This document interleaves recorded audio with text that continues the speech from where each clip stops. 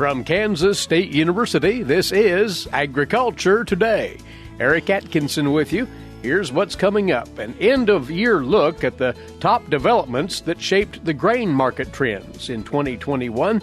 It'll feature K-State's Guy Allen and Dan O'Brien. They'll dig into the macroeconomic forces that affected the markets, including inflation and grain shipment issues, and they'll take up microeconomic influences, including the impacts of weather extremes in the U.S. and abroad. And Guy and Dan will also offer their thoughts on what's ahead for the grain trades in 2022. That's next. Later, Shelby Varner has this week's K-State Horticulture segment talking with Ward Upham about planting and growing Amaryllis bulbs indoors during the winter. That's what's ahead on this Agriculture Today.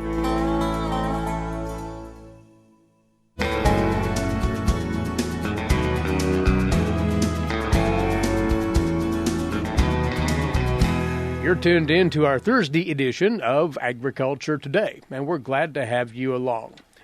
And for the better part of today's program, we're going to have an extended form of our weekly grain market segment, and we're going to take a broad brush view of the markets in 2021 and the top stories affecting the grain trades. And we've brought in two individuals you've heard from frequently here on the broadcast. Dan O'Brien, grain market economist, K-State Research and Extension, and Guy Allen. Guy is the senior economist with the IGP Institute here at K-State. You have both been churning over what's happened this past 12 months in the grain trades. In the first part of our visit, we'll talk about what we're calling the macro issues. And the first one of those, Guy, you say, is what's on everybody's mind, the concerns over the pandemic and the ongoing complications of COVID. Yeah, look, 2021, I think COVID has to come in as the number one story, as it's basically the underlying driver for a lot of the subset of issues driving these commodity markets. 2021's been an interesting year. We've set multi-year highs across most every agricultural commodity. And on a number of commodities, we've set all-time highs. All-time highs we've seen in spring wheat, canola, lumber, palm oil, soybean oil, oats. You know, as these prices set new highs, it's providing some optimism as we finish the year as well as we move into the new year coming. And one thing I think COVID done is it's sort of expedited and sped up a lot of particularly supply chain changes that were coming anyway, but it's just increased the speed at which that's impacted things, particularly on the international front. Another thing on the list of macro issues impacting the grain trades, inflation. That's on everybody's minds as well. 40-year high, and Guy, this is an ongoing story. It's certainly not over. Yeah, this is an ongoing story, and if you're sort of a macroeconomist, you're watching this pretty close. We've seen a historical increase in the U.S. money supply, more than 40% in the last 18 months. Part of it being a COVID stimulus. We've got a Congress that is very fond of spending money like a drunken sailor. No insult to drunken sailors. I think they're a bit more conservative than Congress is at the moment. But that's going to have a significant impact on prices. Take exception with some of my economists who think this inflationary is transitory. You can't increase the money supply to that extent without having significant inflationary pressures. And we're just starting to see that come in the last few months, and I think it's going to exist for a couple of years to work through that. And that's being reflected in commodity prices. Dan, how do you interpret directly the influence of inflation on the grain markets on a day-to-day, week-to-week, month-to-month basis? Inflation is a great thing if it only hits the selling side of what we're dealing with. And just to look at what's happened in this past year, corn futures, we started out the year right around 525, 530, something like that, ran up to a high in May of about 735, came down to a low of about $5, are now hanging around $6, thereabouts. For wheat's just been an amazingly inflated situation, in spite of us not having a whole lot of wheat exports. We're kind of dragging, but it's the world wheat market.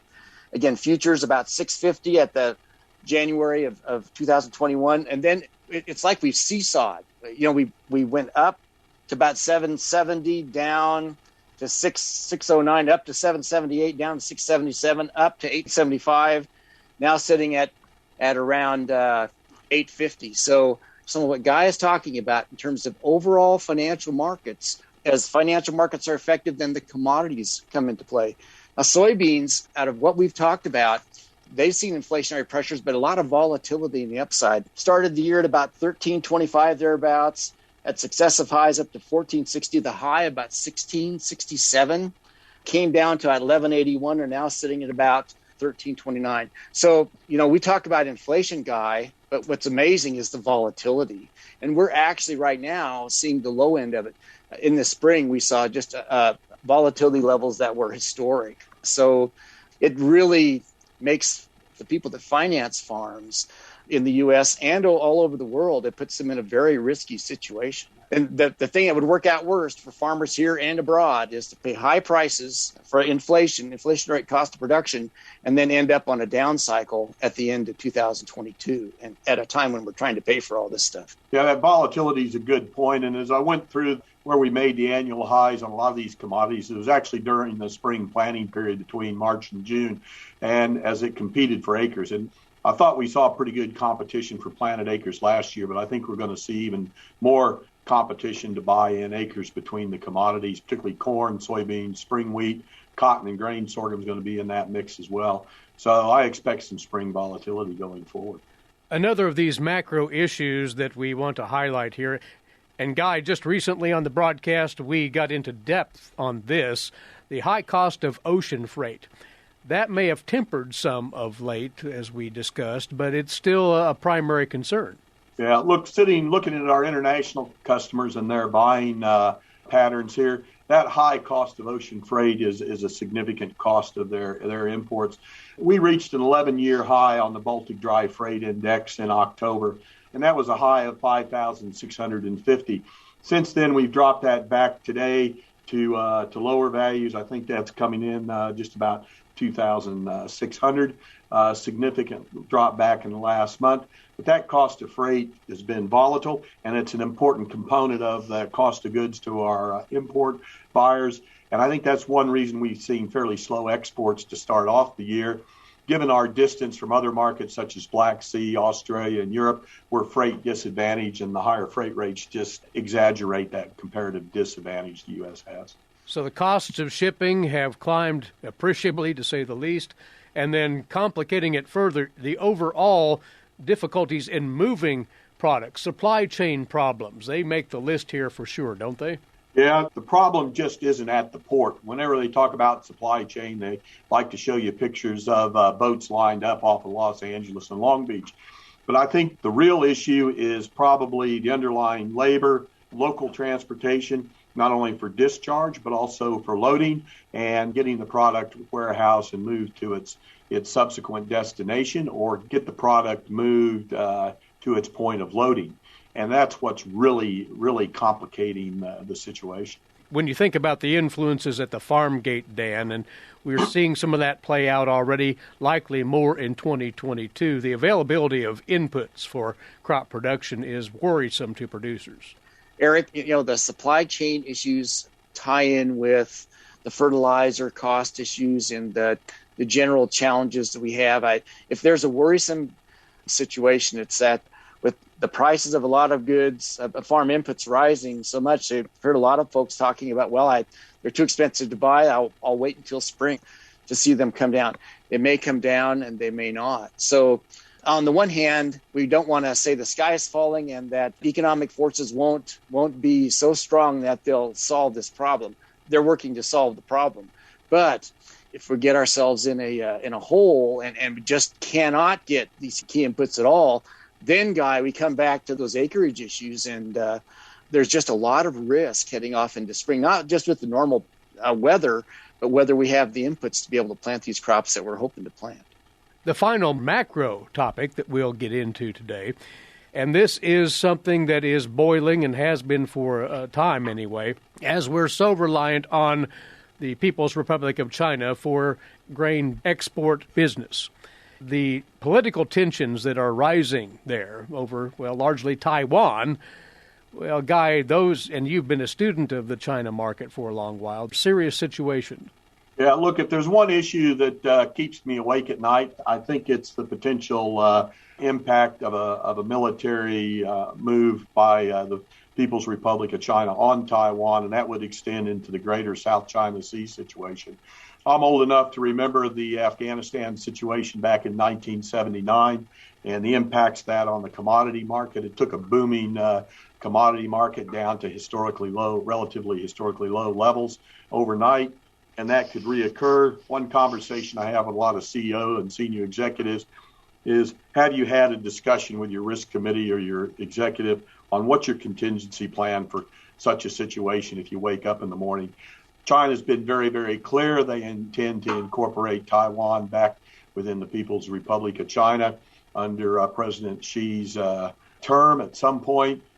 I'd actually go so far as to suggest so. China actually has to come to the U.S. for a number of those commodities. They don't have a choice, so that's sort of a good thing. And I sort of would like to think maybe that tightness in existing food and energy supplies is maybe tempering China's attitude in that South China Sea and Taiwan situation a bit. Their biggest concern is, number one, securing a safe, stable food supply for 1.4 billion people. Well, this is an issue which will bear extraordinarily close watching, obviously, as 2022 unfolds.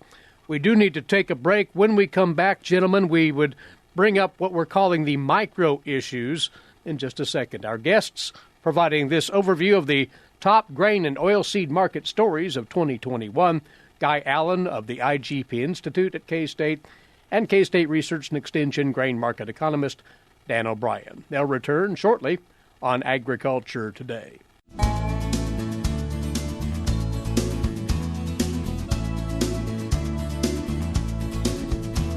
Welcome back. You're listening to Agriculture Today and an extended look at the grain markets, top influencers in 2021, and some thoughts on what 2022 may portend for the grain trades. Again, our guests are Guy Allen, senior economist with the IGP Institute at K-State, and K-State Research and Extension grain market economist Dan O'Brien. So we covered what we're calling, again, the macro issues earlier. Now it's on to what we're dubbing the micro issues. And Guy, first and foremost, perhaps there, the weather, and specifically La Nina's influence on grain production here in the U.S. and beyond. Yeah, last year was a La Nina year, and we definitely saw the impacts of that. Starting off with dry weather in the northern plains and into Canada, we saw a significant reduction in their wheat crop, as well as their canola and barley crop, dropping their total wheat production down by over 38%. And that drought also significantly impacted the northern plain states there in U.S. production. And it hasn't abated. Looking from the northern plains up into Canada, those areas largely are still dry. Right now, in terms of U.S. wheat, and again, that's the first thing. It's in the ground. Well, the winter wheat's in the ground, but we have 53% of the U.S. winter wheat production area is still experiencing drought. And as far as spring wheat, that area where they'll be planting into in 2022, 69%, 86% of durum wheat still there. And we're setting up to have weather market concerns in the wheat complex persist on into 2022. An interesting thing on the feed grains, Canada always buys a bit of U.S. corn, but they're going to become a significant corn importer this year. We're already seeing significant tonnage move across the border into the Canadian feedlots. Beef feeding margins remain pretty good, but they're going to show up, I think, definitely in that top 10, if not the top 5 corn importers this year. Speaking of feed grains and row crops broadly here, we look to the south, where it's dry in parts of South America. Argentina and Brazil production, well, that's something in question right now, is it not? Yeah, look, we've watched those South American crops pretty closely last year, and I think there will be even a closer focus on that this year as that dry weather persists in both Brazil and Argentina.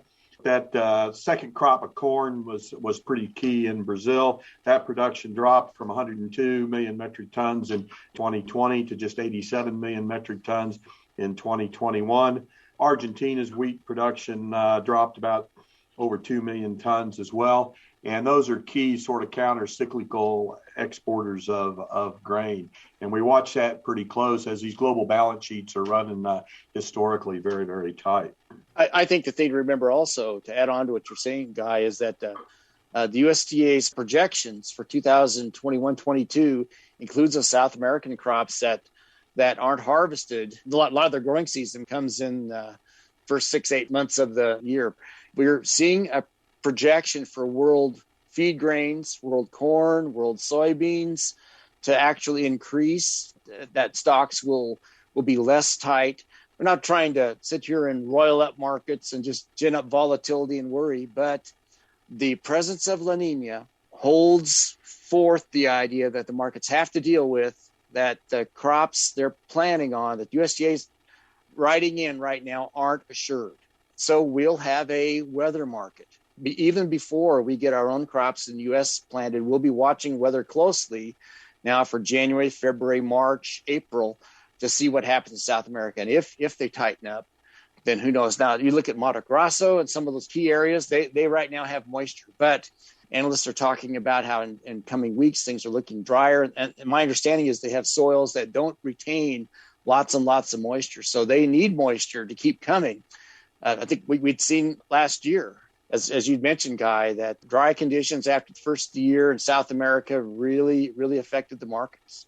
Yeah, look, we're running these global stocks to use ratios pretty tight, as well as particularly in the U.S. So any small changes in your production estimates are going to have a significant impact on current values on that, and that's really going to drive that volatility going forward.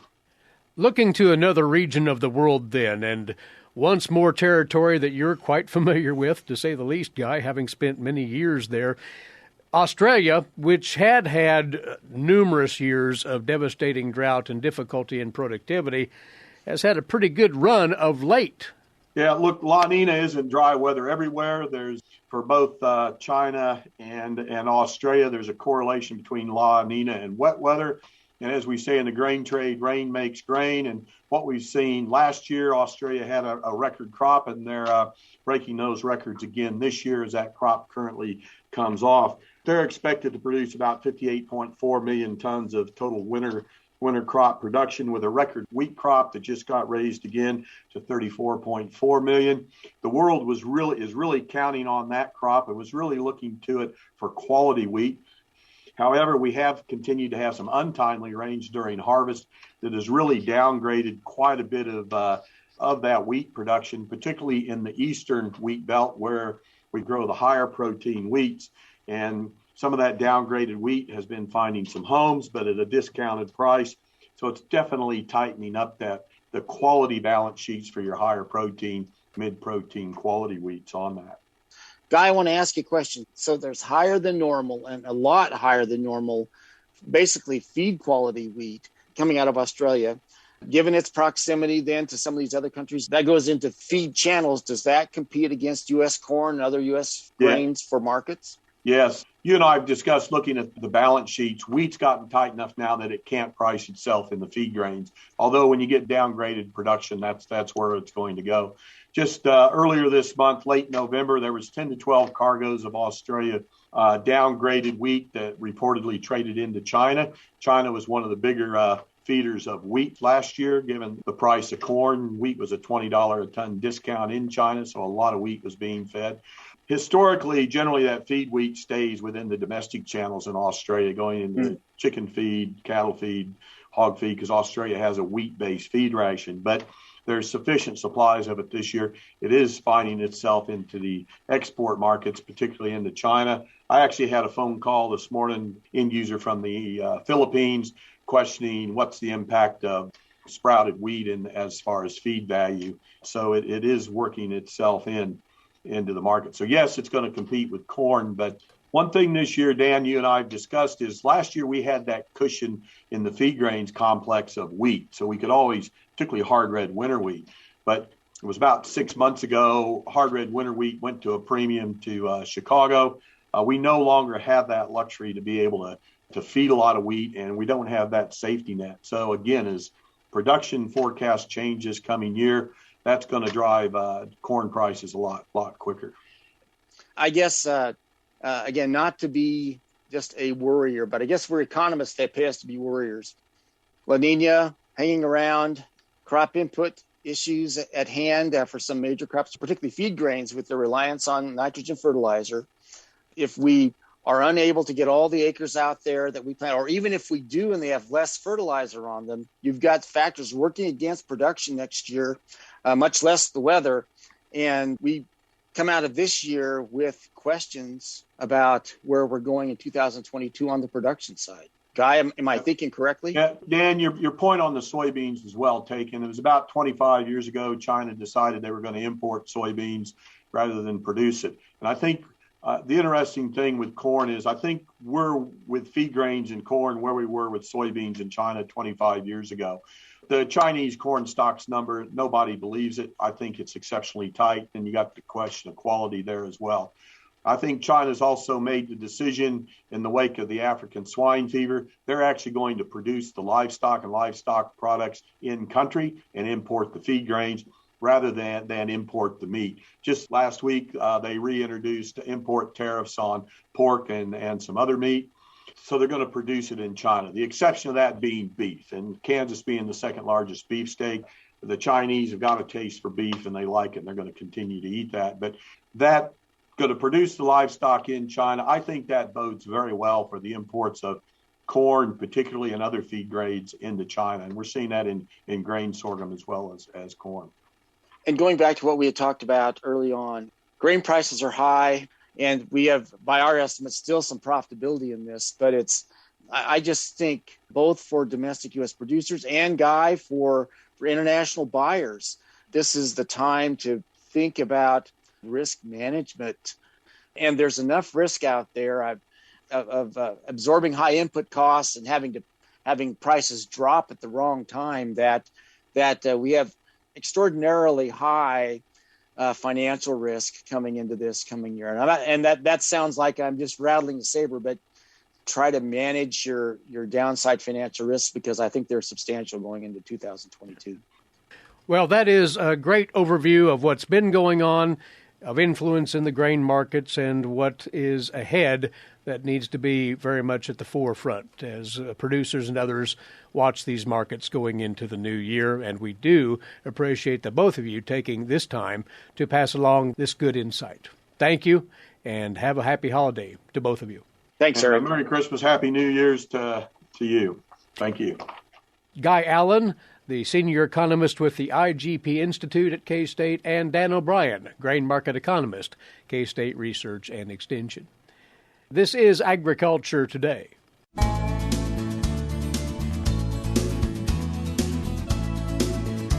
Welcome back to Agriculture Today. I'm Shelby Varner with this week's horticulture segment. We are joined by Ward Upham, a horticulturist with K-State Research and Extension.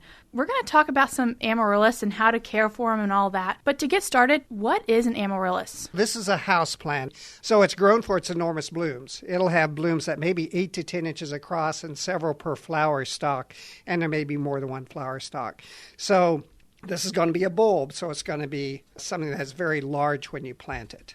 If we're making a decision on what bulb to buy, how do I choose which bulb? Really, it's simple. The larger the bulb, the larger the display once it blooms. And so just buy the biggest one that you can afford, and you get a better display. Obviously, we buy the bulb and we need to plant it. How do I choose what pot to plant it in? Now, this is a plant that likes tight quarters. So you're going to choose a pot that's not much larger than the bulb itself, maybe 1 to 2 inches larger, and that's it. What's the dimensions of getting it planted in that pot? It's a little bit different than most. When you're done planting, you're going to have about half that bulb still being exposed. So what you want to do is hold it in the pot at the right depth and then add your potting soil and then firm that soil around it. And so get that filled up so that about half the bulb is exposed, and then water it in well. Once it's watered in, you're good to go. So just water and let it grow and do its own thing. That's right. So you just water whenever it needs it, but don't overwater. These are sensitive to that. As long as that soil media is moist, you're going to be good. And then that bulb will start to grow. When can I expect to see a product from my bulb? It depends on how dormant that bulb is. Oftentimes, you'll get growth right away. Other times, there may be a bit of a delay, but eventually it's going to start to grow. And once it starts to grow, you'll get those flower stalks before you get the leaves. And so don't worry that you don't see leaves right away. Usually about the time those flowers start to open is when you start to see leaves. Does it come in a variety of colors? It does. So you can get a number of colors, so they're going to have photos on that package so you can choose the color that you desire. Just choose the bulb that you want. Once you get it in the pot, you're going to be fine to go. Will it bloom again? It can. You have to go through another year in order to do that, or usually that's what people do. In other words, once it's done blooming, you're going to cut off those flower stalks and then continue to water and give it as much light as possible. Now, during the summer, a lot of people actually move it outside, and they'll start out in dappled shade, and then over several weeks, they'll gradually move it to a sunnier location until it gets maybe half day full of sun. And usually that's better if it's going to be morning sun instead of afternoon sun. If you do that, you're probably going to want to keep it in a pot. And so what most people do is just sink it in the soil. And then about every 2 weeks, you give it a quarter turn. And that's to break off any roots that get out of the pot and into the soil. You don't want those roots to really get established in the soil. And so that's how it's going to grow during the summer. And that gives it a lot of light energy so that it can bloom well that coming fall. So what are your helpful go-to tips for people that want to grow it in the winter in their house? What you want to do in order to bring it back into bloom is to let it go dormant. So once you bring it back inside, and you have to do that before first frost, just let it completely dry out and put it in the dark. And then once all those leaves are brown, you cut them off and you let it rest for at least a month. It needs that rest period in order to trigger it to bloom. Once they've gone through that, then you can start watering, bring it back out into really bright light, and allow it to start that growth process once again. If you're planning to grow these in the wintertime, put them by a window that's going to get a lot of sun. That's right. They want as much sun as possible when they're starting. Now, once they come into bloom, you're probably going to want to move them to an area where they don't get direct sun and they don't get any drafts from like open doors or windows, things like that. And then just allow them to have normal room temperature, and they'll last maybe about a month. Thank you, Ward, for coming in and talking to us about how to care for amaryllis. You bet. That was Ward Upham, a horticulturist with K-State Research and Extension. For Agriculture Today, I'm Shelby Varner. Thank you, Shelby, and happy holidays. In fact, with Kansas State University closed starting tomorrow through New Year's weekend, we'll be away during that stretch. So please rejoin us right back here on Monday, January the 3rd, 2022. Until then, Eric Atkinson wishing you and yours a very Merry Christmas and a Happy New Year for Agriculture Today. This is the K-State Radio Network.